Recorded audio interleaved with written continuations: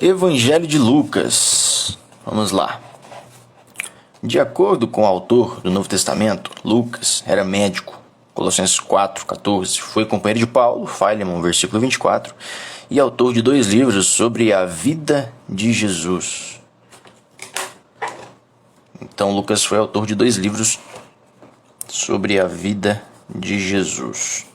E o crescimento da igreja. Os livros são Lucas e Atos. Seu evangelho é favorito de cristãos. É o favorito de cristãos e não cristãos, por causa da maneira sublime como apresenta a vida imaculada do Mestre. A semelhança de Marcos, Lucas não foi originalmente um dos discípulos de Cristo. Lucas não foi originariamente um dos discípulos de Cristo. Lá no filme de Paulo a gente vê isso, né? Paulo, o apóstolo de Cristo. Bom, propósito e conteúdo. Lucas direciona seu evangelho principalmente a leitores gregos. Então, Lucas direciona seu evangelho para leitores gregos. Nós vimos aqui que o evangelho de Mateus é para leitores hebreus. O evangelho de Marcos são para leitores romanos. E agora o evangelho de Lucas para leitores gregos. Então, Lucas direciona seu evangelho principalmente a leitores gregos ou gentios, né? E apresenta Jesus como filho do homem, um ser humano ideal. Filho do homem.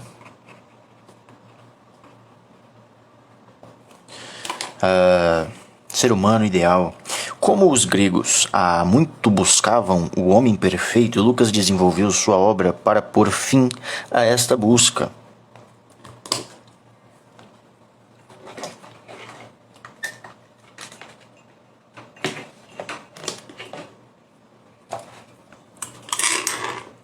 Para pôr fim a essa busca. Alguns de suas passagens mais importantes são os relatos do nascimento de Cristo, o testemunho de Deus a respeito de seu Filho, o anúncio de Jesus como ungido e a missão do Filho do Homem. Juntamente com essas passagens, devemos considerar a ênfase que Lucas dá às orações de Jesus. Lucas, então, também dá as ênfases às orações de Jesus, suas parábolas inigualáveis, suas interessantes características humanas, de que o Senhor faz uso ao lidar de maneira graciosa, porém firme com as pessoas de destaque, e a preeminência do Espírito Santo na vida de Cristo. Aqui tem os versículos, se vocês quiserem dar uma olhada completa aí na Bíblia. Uma ilustração adicional do escopo deste livro é a repetição de frases relacionadas com o ser humano. Do início ao fim de sua primeira obra, Lucas demonstra que o Evangelho, as boas novas de Deus, foi entregue a toda a humanidade. A toda a humanidade. Esboço. Esse esboço baseia-se no conceito de Cristo como Filho do Homem, ou o ser humano ideal, né? O homem perfeito que os homens romanos buscavam, era Cristo. Lucas o mostra levando adiante seu ministério entre os povos da Palestina, com a perspectiva de atendê-lo até as regiões mais distantes. Então Lucas o mostra, né? Lucas mostra Cristo levando adiante seu ministério entre os povos da Palestina, com a perspectiva de atendê-lo às regiões mais distantes. Nós temos então aqui, no primeiro capítulo, prólogo, declaração do propósito de Jesus, em seguida do versículo 5 do primeiro capítulo até o 4:13, a preparação do Filho do Homem. Então, declaração do propósito de Jesus, preparação do Filho do Homem, aqui estão os capítulos, tá? Ministério do Filho do Homem na Galileia, ministério do Filho do Homem na Pérea, ministério do Filho do Homem em Jerusalém, ministério da paixão do Filho do Homem, ministério da ressurreição do Filho do Homem. Aqui a divisão dos capítulos e versículos de todos esses assuntos, de todas essas apresentações. Vamos lá.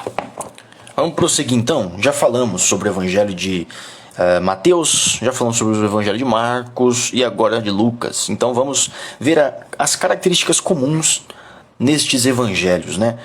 Enquanto cada evangelho possui uma ênfase distinta, há vários eventos ou aspectos comuns também, né, a todos eles.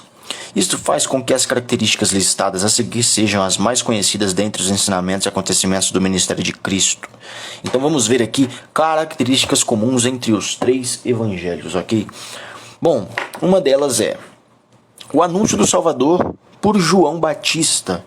O anúncio do Salvador por João Batista. Eu vou até grifar com cores diferentes, para a gente ver os temas discutidos ali nos evangelhos, os temas apresentados, os comuns, né? Anúncio do Salvador por João Batista é um desses temas. Temos em Mateus 3, Marcos 1 e Lucas 3.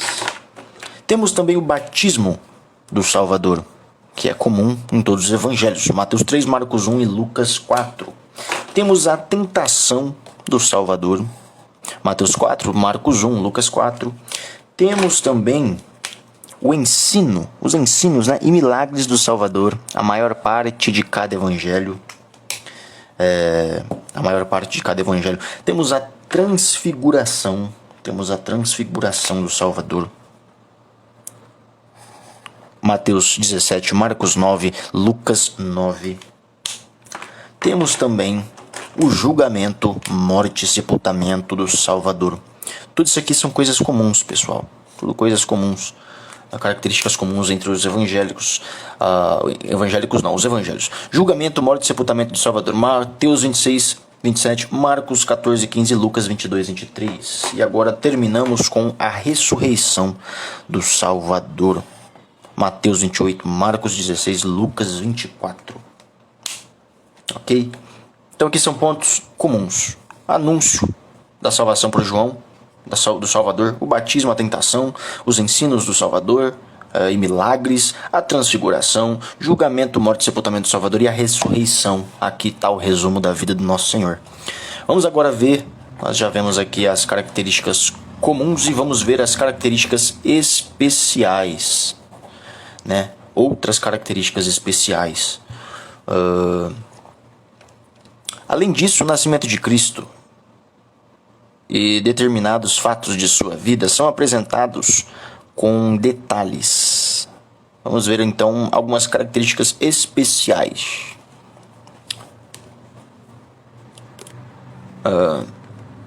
A natureza incomum do nascimento de Cristo. A natureza incomum do nascimento de Cristo. Nos evangelhos é dada especial ênfase à natureza incomum do nascimento de Cristo, profetizado no Antigo Testamento, anunciado a José e Maria por intermédio de um anjo e levado a efeito pela operação do Espírito Santo. Mateus 1, 2, Lucas 1, 2. Ok? Então, aqui nós temos Mateus e Lucas, que demonstra a natureza incomum do nascimento de Cristo. Vamos ver as parábolas de Cristo. Os ensinos e milagres de Cristo ocupam a maior parte no registro dos evangelhos. Então, os ensinos e milagres de Cristo ocupam a maior parte do registro dos evangelhos. O uso frequente de parábolas foi uma peculiaridade de seus ensinamentos. Uma parábola é uma história ou situação no mundo. Então, uma parábola é uma história, né? Ou uma situação no mundo natural e humano usada para ilustrar ou defender algum princípio espiritual. Nesses 3 evangelhos encontramos no mínimo 30 parábolas separadas, além de outras declarações axiomáticas curtas de natureza parabólica. Então aí temos mais de, no mínimo 30 parábolas separadas, né? Entre as mais notáveis estão as parábolas do reino, as parábolas do reino em Mateus 13 e as parábolas da moeda, da ovelha e do filho que se havia perdido. O reino. Um dos pontos mais importantes do ensino do nosso Senhor diz respeito ao reino. As expressões o reino dos céus O reino de Deus aparecem com frequência, embora a primeira limite-se apenas ao Evangelho de Mateus, o reino dos céus. Então, o reino dos céus fala mais aqui no Evangelho de Mateus. O reino de Deus é essencialmente seu governo sobre a criação. Ele é, antes de tudo, uma realidade espiritual. Não vem o reino de Deus com visível aparência, porque o reino de Deus está dentro de vós. Lucas 17, 20 a 21. Ele está no coração dos crentes. Ele está no coração dos crentes, mas também é visível. Virá o Filho do Homem na sua majestade e todas as nações serão reunidas diante da sua presença. Mateus 25, 31, 32. Nesta época o Senhor aparecerá e governará sobre toda a terra. Acontecimento de menção recorrente nos escritos proféticos. Então, os escritos proféticos, recorrentemente você verá o Senhor aparecendo, governando sobre a terra. Aqui está os Isaías, né? Zacarias, você pode ver os versículos aqui. Vamos continuar aqui. Quando o reino foi anunciado por João Batista, Mateus 3, 1 a 3, e pelo Senhor Jesus em Marcos 1, 14 e 15, o aspecto destacado era o espiritual. Então, quando o reino foi anunciado por João Batista e pelo Senhor Jesus, o aspecto destacado era espiritual. No advento do dia do Senhor, ao final desta era... No advento do dia do Senhor, ao final desta era, a ênfase dada será ao aspecto visível do reino. Assim, a vontade de Deus se cumprirá, todas as coisas serão reunidas em Cristo, e por fim Deus será tudo em todos. Então, no final da era, no final daquela era, né, desta era, a ênfase dada era o aspecto visível do reino. Assim, a vontade de Deus se cumprirá, todas as coisas serão reunidas em Cristo, e por fim Deus será tudo em todos. Vamos falar agora dos milagres. Juntamente com os ensinamentos, os milagres de Cristo formam parte importante de seu ministério. Eles eram tanto a prova de sua natureza messiânica, como se tornavam em ocasiões para mostrar às pessoas que elas tinham uma necessidade maior que as necessidades físicas. Isto traziam consigo uma carência espiritual. Então, os milagres eram tanto como prova de sua natureza messiânica, como também tornava ocasião para mostrar às pessoas a necessidade maior que a necessidade física, né? Todos temos uma carência espiritual. Tomando por base a extensão de cada livro, podemos dizer que há mais milagres relatados em Marcos do que em Mateus e Lucas. Então, Marcos aqui parece que é o livro dos milagres, né? No mínimo, 20 casos distintos. Isso combina bastante com o registro de Marcos sobre o servo atarefado. No início de seu ministério público, quando o Senhor anuncia formalmente ser ungido de Deus, em Lucas 4, 16, 21, menciona dois aspectos de sua comissão: a proclamação do Evangelho e a realização de milagres. Quando ele se proclamou a si mesmo, acrescentou: hoje se cumpriu a escritura que acabeis de ouvir. Tanto suas palavras como suas obras eram meios de revelar a Deus à humanidade. Essa era a tarefa do Filho. Então aqui, tarefa do Filho. A tarefa do Filho era revelar Deus à humanidade. Errei tudo aqui. Revelar Deus à humanidade. Ok? Aqui tem as perguntas para debates que a gente vai começar a responder aqui. Eu não sei se eu vou fazer os vídeos de eu respondendo essas questões. Vamos ver aí como vai decorrer, tá bom? Então aqui, esse livro é muito bom. Quem quiser comprar aí o curso Vida Nova de Teologia Básica, estou no panorama do Novo Testamento, né? Este é o livro 3. O primeiro é o panorama é uma introdução à Bíblia, né? O segundo é o panorama do Antigo Testamento e o terceiro aqui é o panorama do Novo Testamento. Então, o que são os evangelhos sinóticos? A gente vai voltando aqui para fazer para a gente relembrar, né, os evangelhos sinóticos. Eles apresentam o mesmo ponto de vista, a vida de Cristo. Os evangelhos sinóticos, então, apresentam a vida de Cristo. Então, você vai respondendo aqui, né, explicando um pouco melhor para a gente fixar as questões, né?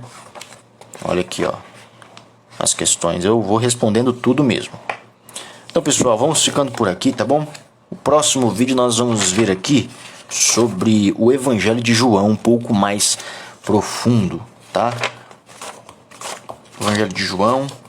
Depois vamos ver sobre o Evangelho de Marcos. Perdão. Evangelho de João. É porque esses aqui são os evangelhos sinóticos, né? Lembrando que tem 4 evangelhos. Este aqui são os sinóticos que nós aprendemos aqui.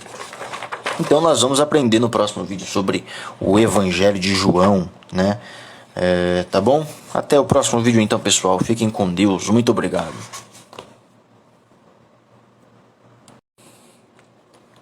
Graça e paz, gente. Tudo bom?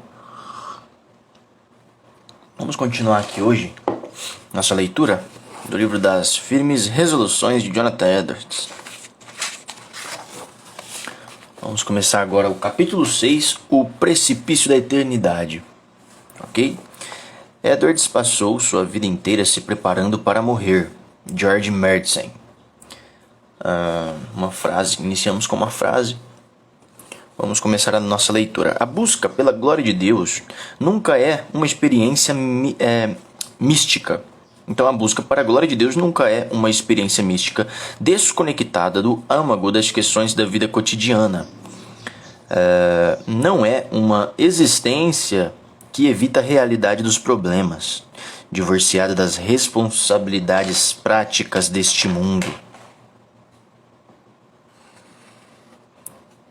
Se alguém se propõe a trazer honra a Deus, este busca essa busca, que é mais elevada de todas, influenciará até as áreas aparentemente menos significativas de sua existência. Para Jonathan Edwards, glorificar a Deus incluía algo tão básico quanto o uso apropriado de seu tempo à luz da eternidade. O uso do tempo, né? O uso apropriado de seu tempo à luz da eternidade, muito importante. Ele sabia que se quisesse honrar a Deus, deveria usar sabiamente o tempo que lhe havia sido confiado. Cada momento era inestimável. Ele não podia desperdiçar tempo e trazer honra a Deus. Do ponto de vista de Jonathan Edwards, o tempo era infinitamente valioso e absolutamente insubstituível quando perdido. Ele entendia que Deus lhe havia outorgado soberanamente uma medida específica de tempo, um número preciso de anos, dias, horas e até segundos nos quais ele deveria viver. Seus dias eram literalmente contados. Ele era meramente um despenseiro do seu tempo e prestaria contas a Deus por seu uso. Prestaremos, então, conta, né?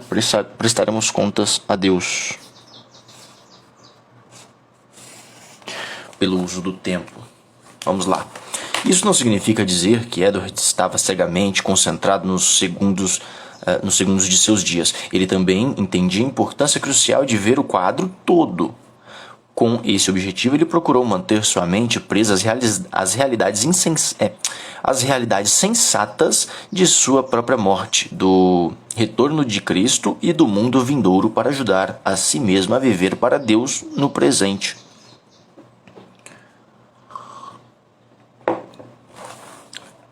Acerca da forma como Edwards administrava seu tempo, Don Whitney escreveu: na raiz de toda disciplina está o uso disciplinado do tempo. Sem essa disciplina não há outras disciplinas. Edwards reconheceu isso cedo, e assim, 3 de suas primeiras resoluções, neste caso a de números 5 a 7, tratavam da mordomia do tempo.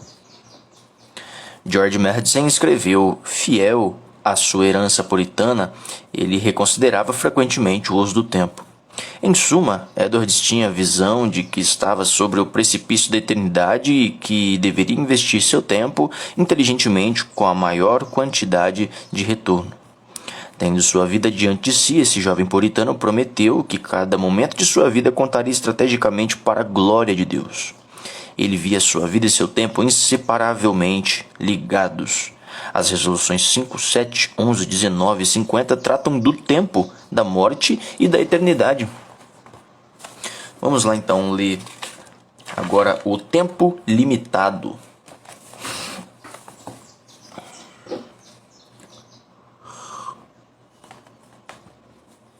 Edwards entendia que poderia perder dinheiro e possivelmente recuperá-lo mais tarde.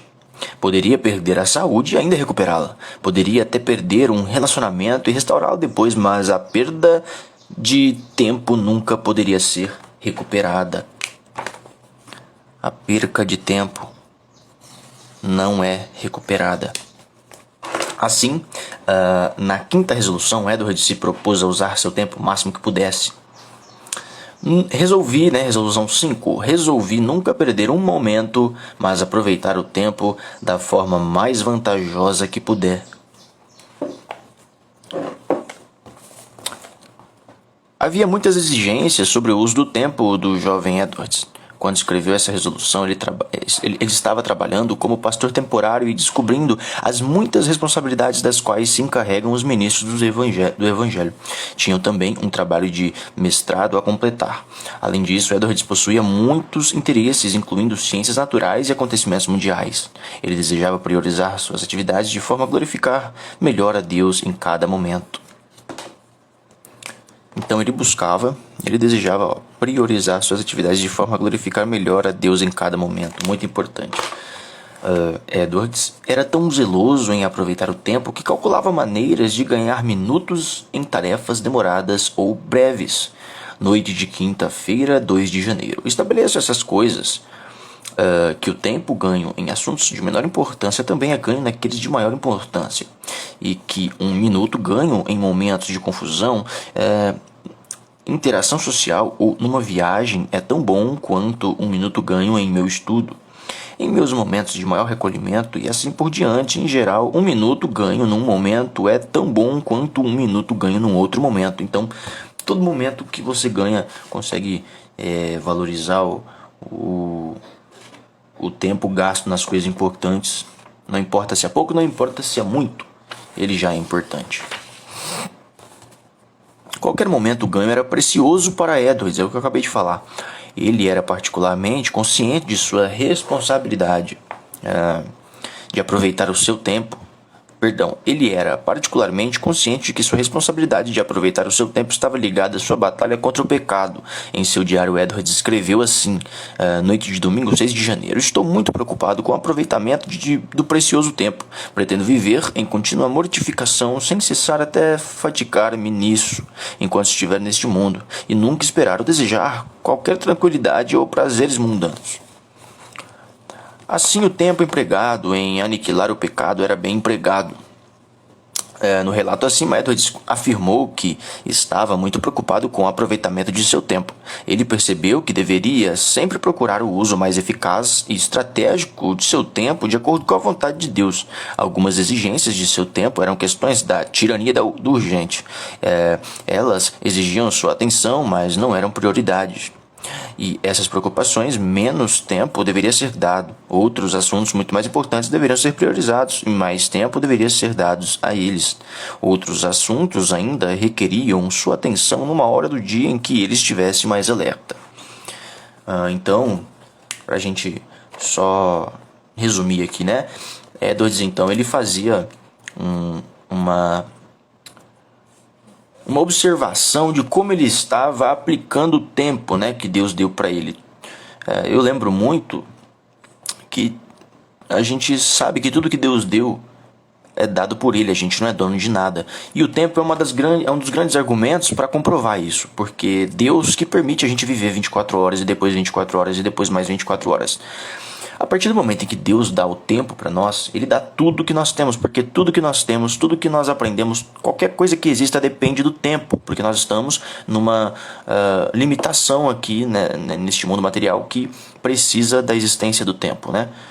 Então, o tempo, só do Senhor nos dar tempo, quer dizer que Ele nos deu tudo que nós temos, ou estamos nos tornando, ou cada experiência. Este livro foi Deus que me deu, porque Ele me deu tempo para comprar, tempo para trabalhar para comprá-lo, tempo para ler. Então, tudo isso é de Deus. Se Ele tirar o meu tempo, eu não compro livro, eu não trabalho, eu não faço live, eu não tomo um café. Então, até o café é de Deus. Então o tempo é muito importante realmente. E Edward estava explicando aqui que não importa se é muito ou se é pouco tempo que você reaproveita, que você consegue otimizar, mas o importante é que você está fazendo isso e aplicando aqui, como nós vimos, né, nas coisas mais importantes, ok? Então é isso, pessoal, vamos ficando aqui. No próximo vídeo vamos ver sobre a hora final. Um abraço a todos, a paz do nosso Senhor.